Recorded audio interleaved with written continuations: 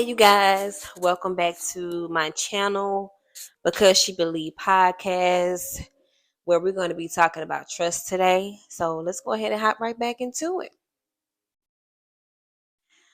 So, baby, trust can be broken in so many ways, but the true masterpiece is rebuilding that trust.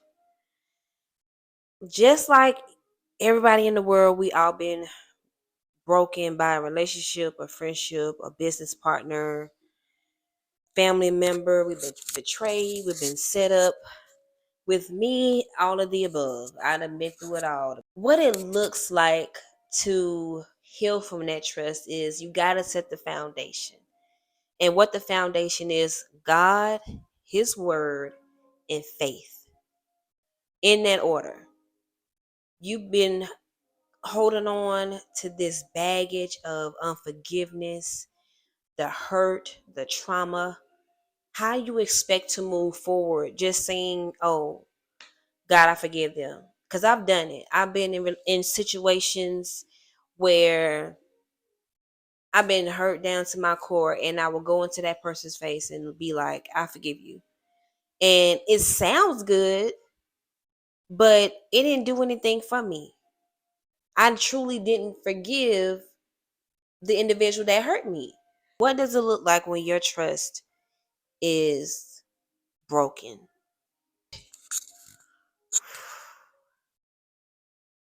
I would say this. With my truth, I was in a relationship I thought that was the one. I really did. I thought it was the one. It wasn't. And I was trying my hardest to hold on to this relationship. I was praying over this relationship. Was God in the center of our relationship? No, it wasn't. It definitely was not.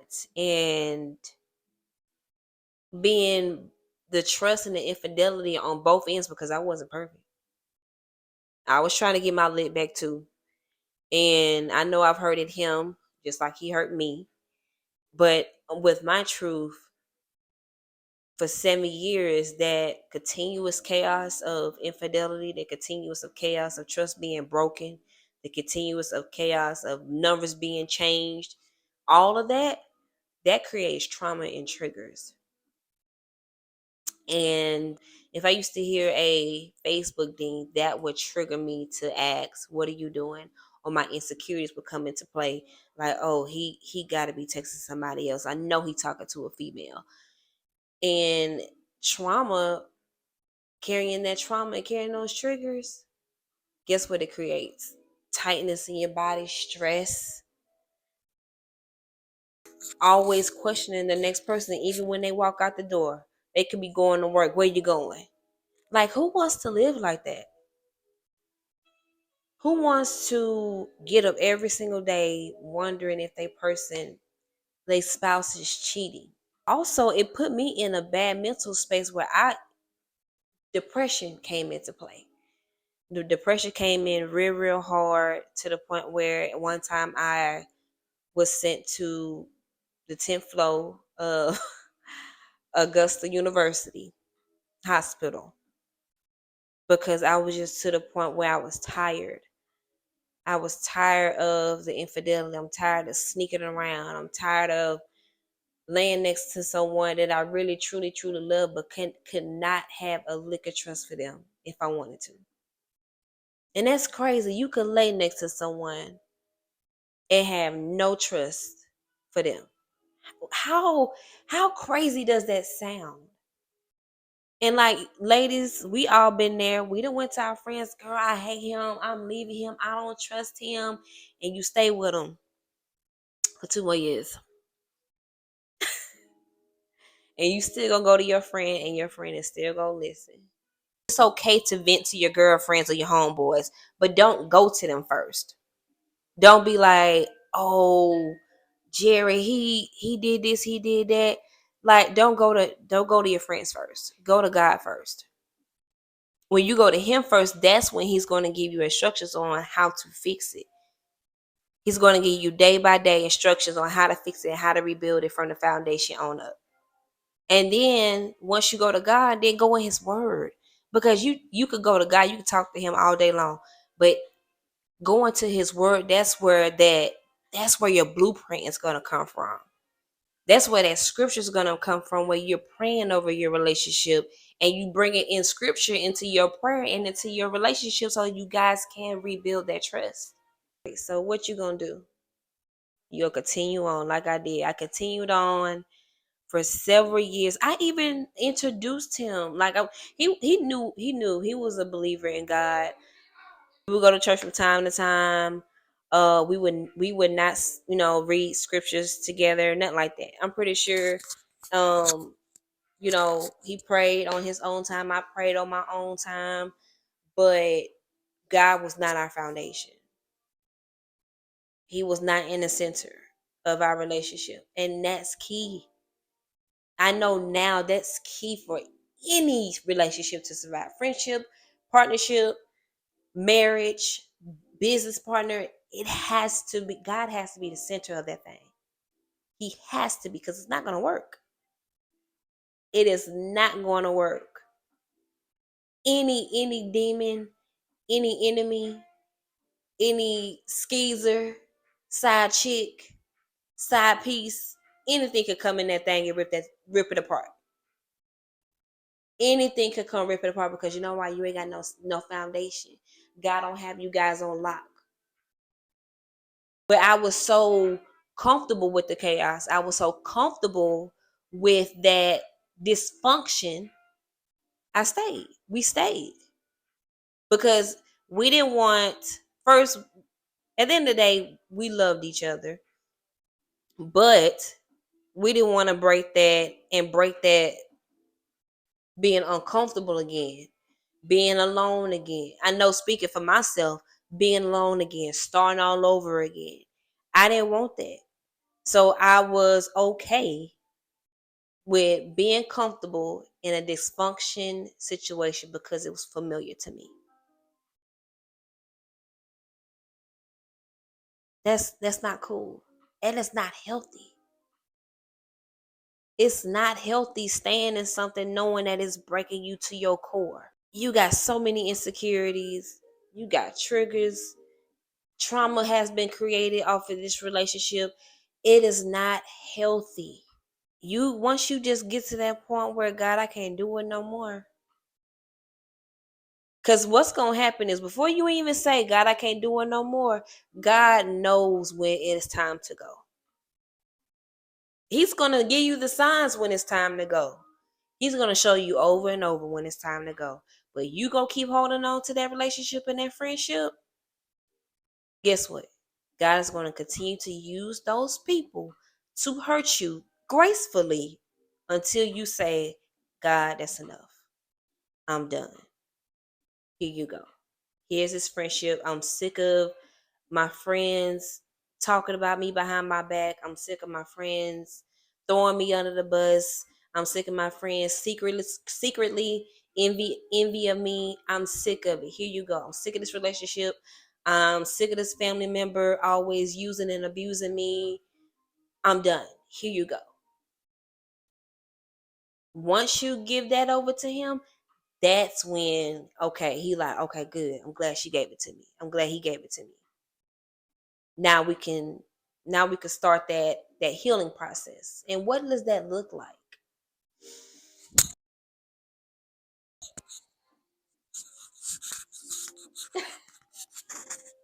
Man, that healing ain't no joke. I'm just gonna tell you, that healing ain't no joke. It's not no joke. Oh my God. When you put on years of hurt from previous relationships, like, I didn't notice that I was carrying on hurt from my old friendships, my relationships from years ago when I was in my 20s, and hurt from other, family members, co-workers. I did not know I was carrying all that until I said I was done, and I gave everything over to God, and I said, God, let your will be done. And I sat down and he started showing, wow, I'm about to get teary-eyed. Stop. He showed me all of that hurt, all of that hurt that I was carrying over the years. I am 37 years old, and he showed me after I said I was done. He showed me in piece by piece, person by person, all of that hurt that I was carrying. He said, baby, I'm going to need you to give that to me, and let's start this healing. So he put me in an isolation season. I told God, can you please, I prayed to him. I said, please remove every individual out of my life that does not mean me any harm, that is secretly envy of me, that wants to do harm against me, that is calling my friend but not truly my friend behind closed doors. Remove every individual that's not right for me in my life so we can start this isolation season. And when I say I did this, I was like, I said, oh, the phone dry. I said, ain't nobody hit me up for drinks. Like, the bros ain't hit me up. Like, I said, woo. I said, God, I ain't got, ooh, where everybody at? Y'all better be careful with that prayer though. I'm serious. Be careful with that prayer. If you ask God to remove anyone out your life and you're specific on that, be careful with that, because I promise you, you're going to be, it's just going to be you and him. You and him. And that's what I needed. That's what I needed for the isolation season. So I said, okay, well, let's go. Let's get ready for this isolation season. And I'm praying with him. I'm fasting with God. I'm fasting for God. I'm in his word. I'm reading his scriptures. His scriptures are reading me. I'm like, what's the real tea? Baby, when them scriptures, when God's scriptures read you, it was like, oh, sir. Like, what's going on? It was that healing, that first part of my healing journey, it was rough, and it was in the devil with his little stinky self. He would definitely tempt you, because with my ex, I just had to block him. I had to, I had to get him out of my system, and I was so tempted. So tempted. Like, when you've been with someone for so long, certain smells remind you of them, or certain recipes remind you of them. And I'm like, I'm in the kitchen because we share cooking together. So I was like, I'm in the kitchen, I'm cooking this. And I said, oh, I need to call him and show him this. I was like, Tasha, you can't do that. You in your healing season. Don't, don't. Yeah, I gotta start talking to you. I ain't the only one. I'll be like, Tasha, don't do that. Don't you pick up that phone. Don't you text him. And that's how it was. Like, I was tempted in my isolation season to reach back out to other people, or if I needed some help, I would try to reach out to certain individuals. But God had me in that isolation season through the whole process. Whatever I needed, he had me. So it was a long journey with healing, and I'm still on that journey. This is not an overnight process. This is not a 1 year process. This is not a 1 month process. This is a day-to-day process of healing. But it was like after 8 months of on isolation season with him, creating that beautiful relationship with God, God placed me in a position to trust again. And it was a situation where my car, it was a situation where my battery was acting up, baby. It was on its last leg. And God placed a stranger in my path. At that time, me and my family was living at Budget Suites. And if you haven't been homeless before, don't know what Budget Suites is they're just like apartments. So we're in the parking lot, and I asked this gentleman, I said, hey, can you, jump my car? I asked him several times. And he did it with no hesitation, no frustration, nothing like that. He did it genuinely.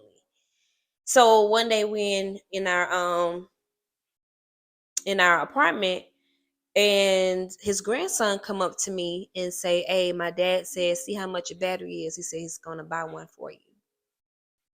I said, I don't know about that. I don't know nothing about that. I was like, he might want something. He might want some. I don't do nothing strange for a piece of change, not even for a battery. I ain't doing that. So I was like, the devil was just like, no, he wants something. He wants something. Don't take it. Don't take it. But God was like, I need you to trust me. So I said, okay, cool. So I hit up AutoZone, told his grandson how much the price was, and that gentleman put $200 in my hand for a battery. Now, how the devil is, like I told y'all, anytime you trying to heal or move forward with your life with God in the center of it, he will test you and he will tempt you. And when he put that $200 in my hand, all chaos broke loose. My daughter had got to it with someone at the O'Reilly's while we trying to get a battery, and it was nothing but chaos around us within that time frame of me getting the $200 put in my hand, me getting in the car and going to. The devil was on my butt. He was on me. On me. He did not want me to get this battery. He wanted me to put that $200 back in that man's hand. He wanted me stuck. He wanted me stagnant. He did not want me moving forward. But I moved forward. I persevered through it, and I got my battery. And I told that gentleman, I told him that you just don't know God use you for a certain purpose, and I just want to thank you for letting God use you. And that was my step of me trusting people. I'm still going through it. I still have my questions with certain individuals, but it's the healing that he's going to put you in a position to start trusting people again. Now, he will, this is a test. God will put those old people that hurt you, those old friendships, those old relationships, he will represent them back to you to see if you're gonna, if you, that power of discernment is intact, if it's activated. He did. He did. He put my ex back in my life. And when I tell you I had a conversation with him, it was nothing there. No hurt was there, no resentment was there. I knew what God did within me. I knew I was truly healed when I had that conversation with him. And I told him why I blocked him and why I couldn't talk to him no more. And he respected my decision. He respected my journey with God. And it felt great. It felt great talking to him and nothing was there. I was healed. I was truly healed. That's when you know you truly healed. It's when you could talk to someone that hurt you down to your core and nothing, no resentment, no hate, no emotions, no triggers was presented or came back out. That's when you know you're truly healed. And that's even with friendship. That's when you know you truly healed, is when you can be back in those people's spaces and presence and you're not holding nothing over their head, or no hurt is still within you about that person and what they done. And that's the true masterpiece of healing, when you let God take over and do the work within you, and you build a partnership with God, and you like, okay, I got to do the work on this. And then you're presented and you put in a position to face that person again. That's a love story to me. When God just heals you and you are moving forward with your life, you picking the pieces back up. That is a true love story. I will say this in any capacity of your healing journey. Just know the major key of you healing, it requires faith. It really, really, really does. It requires faith, because all that hurt, all that trauma, all those triggers, you have to have faith within yourself and faith in God, knowing that once you let it go and once you put in that work, that you can see the other side of that pain. You got to get up every morning and face yourself and face that hurt those people cause you. When you face it, that requires faith. When you address it, that requires faith. I had to address my friend and tell her how hurt I was. That required faith. It required faith for me to contact my ex and tell him this is what it is. It requires faith for you to have that awkward conversation with that same person that abused you. That requires faith. Faith is a major key of your healing. A major key. And don't worry, every individual that God removed out of your life, family, ex, friendships, partnerships, co-workers, God will replace. He will replace it with better. Please believe He will replace it with better. But you gotta let Him do it. You gotta go through that process. Y'all, when I tell y'all, I was like, God, when you gonna bring me my person? When, like, cause I'm still going through the isolation season. I still have some pruning to do. I still have some more healing to do. And I'm like, God, when you gonna bless me with my person? When you gonna bless me with that friend group that's gonna pray with me and pray over me and pour into me? When are you gonna replace those people? And He said in His timing. Everything is done in His timing. But you have to make a choice and say, are you fed up with this situation? Are you done with this situation? Is it enough? Because life is short, y'all. Life is short to hold on to that unforgiveness and that hurt. You gotta please make that decision to give everything over to God and let Him heal you and start your healing journey, boo. Please. God will take you from being broken. I mean, broken down to the point where it's messing with your mental. Your mental health is in question. And He will take all of that broken pieces of you and heal you right in front of the people that hurt you. Woo! Please believe God will use every broken piece, every heartache, every trauma, every trigger, every ounce of hurt that those people caused, and He will mend it together and heal you in front of those people that broke you. Let Him do it. I love you guys. Make sure you guys like, share, subscribe. Until next time.